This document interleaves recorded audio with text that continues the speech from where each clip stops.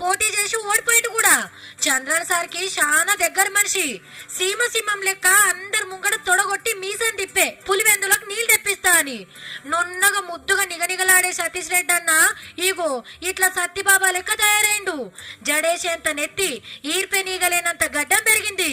సతీష్ అన్న అవతారం చూడలేక అర్జెంట్ గా ప్రాజెక్టు కట్టి పులివెందులకు కృష్ణమ్మ నీళ్లు మలుపుకొచ్చిండు చంద్రన్న. పాపం ఎప్పుడు కనపడినా నేను ఎంత కోపడినా మా గండి కోటకు నీళ్లు ఇచ్చే వరకు నేను గడ్డం తీనని చెప్పి